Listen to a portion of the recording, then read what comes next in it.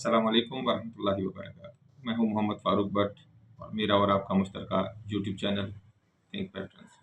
हमारी आज की हमारा जो आज का व्लॉग है, ये है पाकिस्तान से हारने की वजूहात।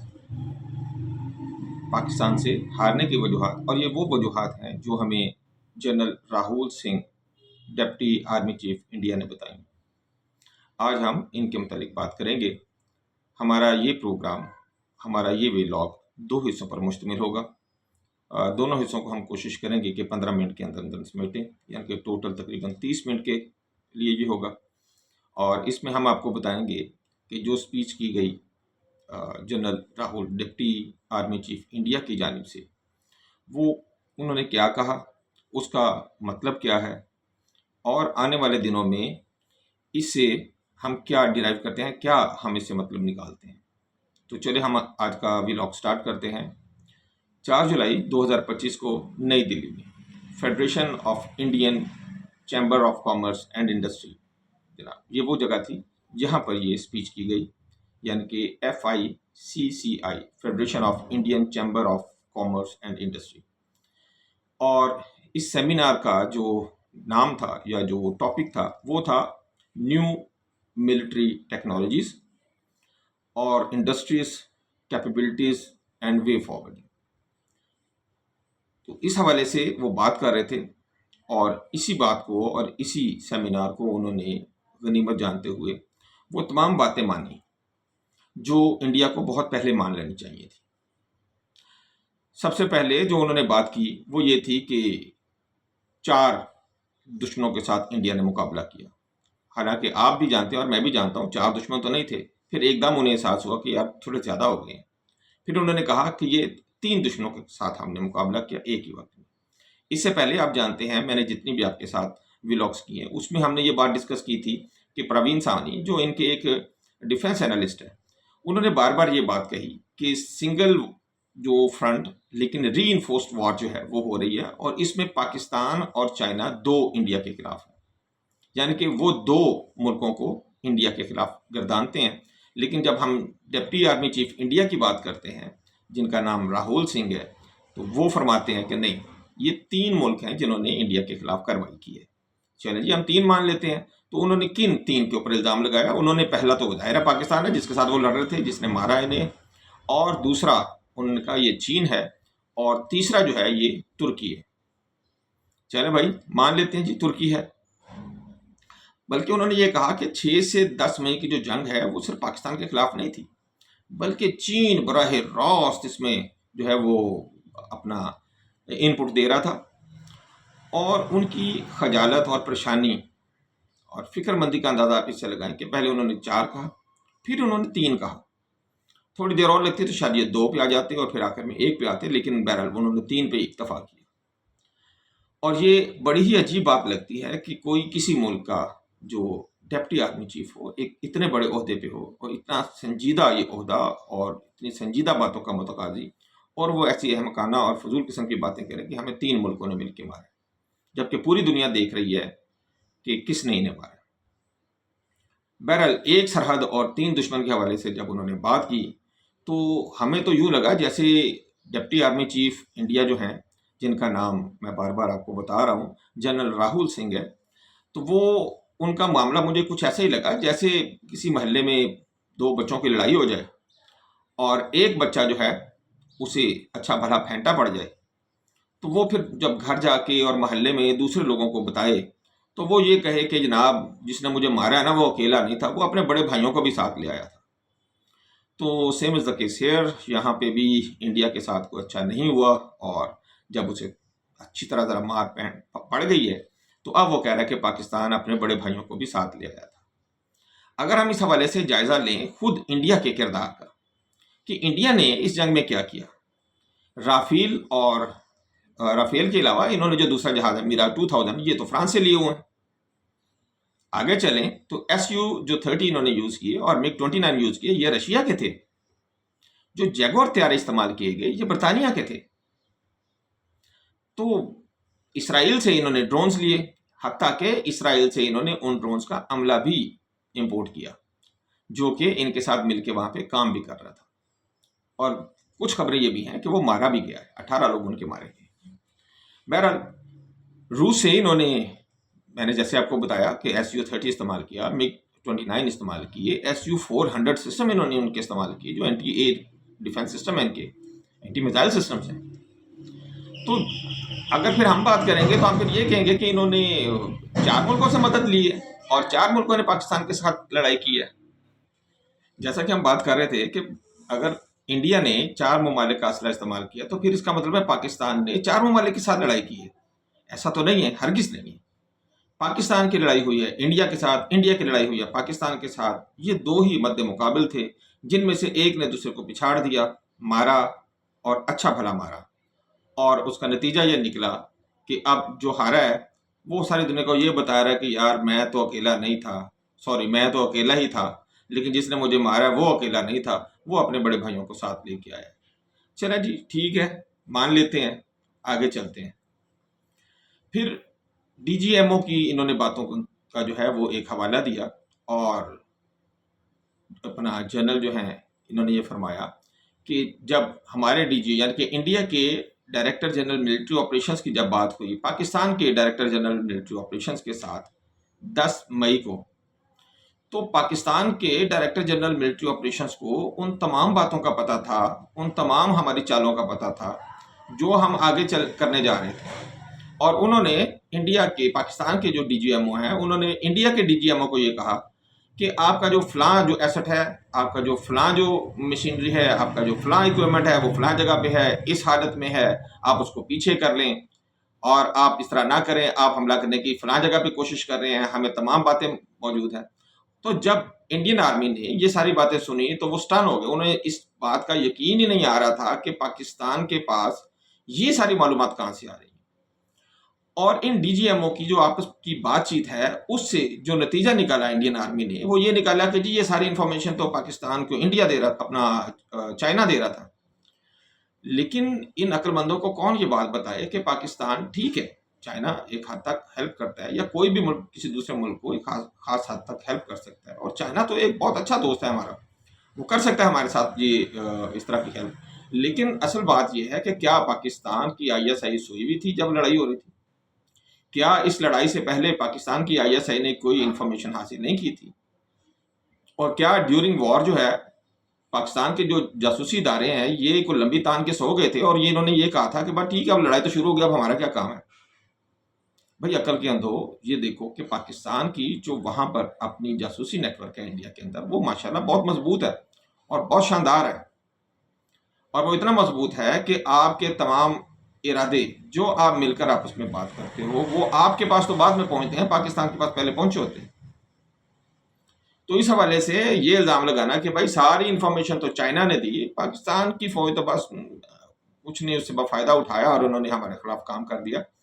तो एक बात याद रखें कि इस तरह की बातें करके आप अपनी जाहिल अवाम को, मैं दोबारा कहूँगा, आप अपनी जाहिल अवाम को जो हिंदुआता का नारा लगाती है उसको तो राम कर सकते हैं, लेकिन इंडिया के वो अक्लमंद लोग, वो समझदार लोग और वो लोग जो जानते हैं कि पाकिस्तान के साथ लड़कर कुछ बेहतरी नहीं मिलनी है और जो पूरी दुनिया के साथ अमन और मोहब्बत के साथ रहना चाहते हैं, आप उनको बेवकूफ़ नहीं बना सकते। आप पाकिस्तान को बेवकूफ़ नहीं बना सकते, आप पूरी दुनिया को बेवकूफ़ नहीं बना सकते। तो जनरल साहब इस बात से भी आपने अपनी जो है वो रेपुटेशन ही ख़राब की है, और इस तरह की अहमकाना बातें अगर आप ना करते तो मेरा ख्याल है कि ये ज़्यादा बेहतर होता। चलें जी, हम इससे आगे चलते हैं। फिर जनरल साहब का मैं फिर दोबारा नाम लूँगा ताकि आपको याद हो जाए। ये जो जनरल हैं इनका नाम है राहुल सिंह और ये डिप्टी आर्मी चीफ हैं जनाब, डिप्टी आर्मी चीफ हैं इंडिया में। तो इन्होंने फरमाया कि पाकिस्तान पिछले 4 से 5 सालों में जो चाइना से असला ले रहा है, तो पाकिस्तान ने 81% जो अपना असला है वो सिर्फ चाइना से लिया है। तो इसका मतलब ये है कि चाइना और पाकिस्तान मिलकर हमारे साथ लड़ रहे हैं। चाइना का एक असूल है कि चाइना किसी भी जंग में डायरेक्टली इन्वॉल्व नहीं होता। पाकिस्तान और इंडिया की जंग में भी वो डायरेक्टली इन्वॉल्व नहीं हुआ। हाँ, किसी हद तक उन्होंने हमें सपोर्ट की है और जिसके लिए हम उनके शुक्रगुजार भी हैं, लेकिन आप ये कहें कि पाकिस्तान आर्मी ने कुछ नहीं किया और पाकिस्तान आर्मी की जगह पे सारा काम तो जो है वो चाइना ने किया है, तो ऐसा तो गलत है। ये आप क्रेडिट पाकिस्तान आर्मी से लेकर इसको डाइल्यूट नहीं कर सकते। हम शुक्र अदा करते हैं अल्लाह रब्बुल इज़्ज़त का, हम शुक्रिया अदा करते हैं चाइना का, हम शुक्रिया अदा करते हैं रूस अपना तुर्की का, आज़रबाईजान का, रशिया का, सऊदीया का, कतर का, बहरीन का, अम्मान का, यूएई का, सबका हम शुक्रिया अदा करते हैं। इन तमाम ने किसी न किसी हवाले से पाकिस्तान की मदद की है। लेकिन जाहिर है ये पाकिस्तान में जंग में तो शामिल नहीं थे। तो अगर पाकिस्तान ने 81% जो असला है वो चाइना से हासिल किया है, तो इसमें तो पाकिस्तान की एक दानिशमंदी है ना, और पाकिस्तान की एक समझदारी इसमें नजर आती है। पाकिस्तान का जो स्ट्रेटेजिक जो गोल्स हैं, आपको उनमें एक होशियारी, एक चालाकी, एक होशमंदी और एक अक्लमंदी नजर आएगी। मैं अब आपको ये बताता हूं जना साहब, मैं आपको ये बताता हूं, शायद आपको इस चीज का पता नहीं है कि इंडिया ने किन मुल्कों से कितना असला लिया है, कब लिया है और उनकी परसेंटेज क्या है, ताकि आपके दिमाग में भी ये बात आए कि पाकिस्तान जो कर रहा है वो ठीक कर रहा है और आप जो कर रहे हैं वो आप ही बेहतर जाने। चलिए मैं आपको बताता हूं, सन 2020 से लेके 2024 के दौरान जो रशिया से असला परचेज किया गया ये 36% है। इससे पिछले 5 सालों में हम जाते हैं, यानी कि हम 2015 से लेकर 2019 के दरमियान का जो अरसा हम लेते हैं, इस दौरान जो रूस से असला खरीदा गया था वो टोटल इंडिया के असले का 55% था जनाब, साहब 55% था। और फिर इसी तरह 2010 से लेके 2014 के दरमियान जो असला खरीदा गया रशिया से वो 72% था आपके टोटल असले का। तो क्या हम ये कहेंगे कि आप रूस आपके साथ मिलकर पाकिस्तान से लड़ रहे हैं? ऐसा तो नहीं है। फ्रांस से आपने 2020 से लेके 2024 के दरमियान या 2025 तक आज तक अगर हम बात करें तो आपका जो असले का जो खरीदारी थी वो 33% आपने फ्रांस से लिए जनाब, 33% आपने फ्रांस से लिए। इसराइल छोटा सा मुल्क है, लेकिन आप बिलियंस ऑफ डॉलर का आपने असला उससे लिया, और वो आपकी जितनी इंपोर्ट है 2020 से 2024 के दरमियान उसका 13% बनता है।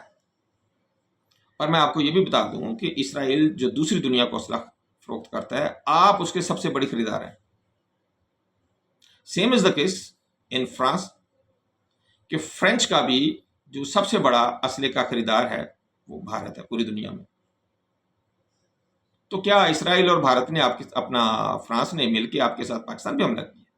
हमने तो कोई ऐसी बात नहीं की, ना हम इस तरह की बेवकूफ़ाना बात करेंगे।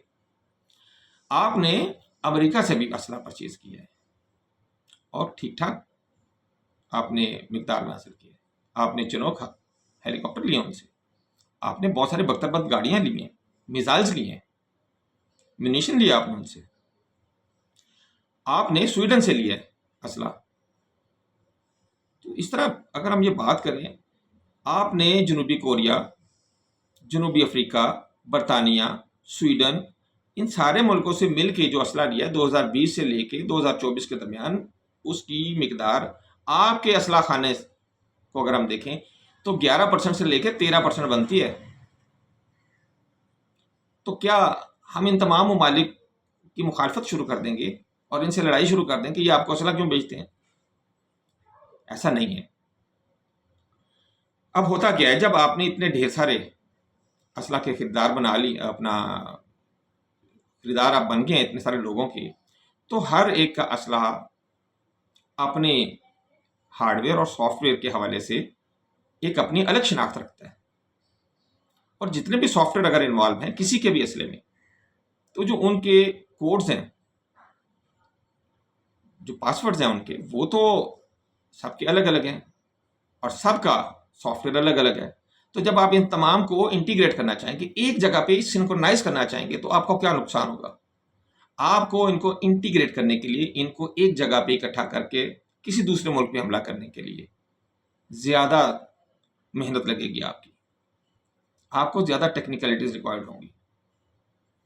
लेकिन दूसरी तरफ अगर हम बात करें पाकिस्तान की, तो पाकिस्तान ने 81% अगर असला चाइना से लिया है, तो ये टोटल पहले से ही इंटीग्रेटेड है। हमें ज़रूरत ही नहीं है कि हम इसको इंटीग्रेट करें, हम ढेर सारे पासवर्ड इकट्ठे करते फिरें, कोई ऐसा हमें ज़रूरत ही नहीं पड़ी। तो ये अक्लमंदी और दूरअंदेशी थी पाकिस्तान की। और फिर पाकिस्तान ने जो असला लिया वो ये साथ बॉर्डर के बिल्कुल साथ से लिया, ताकि सप्लाई लाइन जो है वो टूटे ही नहीं। ज़मीनी रास्ते से, फ़ज़ाई रास्ते से, बहरी रास्ते से, कोई भी रास्ता हम इख्तियार करें तो हमें कोई प्रॉब्लम ना हो। हमारी सप्लाईज बड़ी जल्दी आ जाती हैं, हमें इस चीज़ का भी बेनिफिट है। और इससे जो सबसे बड़ा एडवांटेज हुआ कि एयरफोर्स, नेवी, आर्मी और पाकिस्तान फौज के जितने भी शोबे हैं, उनका जो आपस में हम आहंगी है वो ज़्यादा बेहतर और ज़्यादा आसान हो गई है। और जो फाजिल पुर्जों की आसानी पाकिस्तान को जो सप्लाई है वो बहुत आसानी हो गई है, और आज़ादाना और तेज़ रफ्तार फराहमी पाकिस्तान को मिली है। और इसका पाकिस्तान ने ज़ाहिर है जंग में फ़ायदा भी उठाया है और आने वाले वक्त में भी उठाएगा। अगर आपको इस बात से हसद है तो हसद का तो कोई इलाज नहीं है। अलबत्ता हम ये ज़रूर कह सकते हैं कि हासिद का मुंह ज़रूर काला होता है, और वो आपने करवा लिया है। तो हम अपनी इसी व्लॉग को हम आगे लेके चलेंगे, और दूसरी किस्त में इंशाल्लाह आपसे मुलाकात होती है। तो दूसरी जो किस्त है उसमें हम ये बात करेंगे कि चीनी हथियारों का जो इन्होंने निंदा की है, यानी कि जो इन्होंने उनकी मुखालफत की है, तो उस हवाले से इन्होंने ये कहा है कि जो चाइना के हथियार हैं वो चाइना ने एज ए लाइव लैब के तौर पे इस वार को लिया है। तो हम इसके ऊपर इंशाल्लाह आपको जो दूसरी किस्त है उसमें हम आपको डिटेल के साथ बताएंगे, और इसी तरह हमारे और जो पॉइंट्स हैं इसी व्लॉग में हम उनको भी तफसील के साथ आपके साथ डिस्कस करते हैं। तब तक के लिए इजाज़त दीजिए। अल्लाह हाफिज़।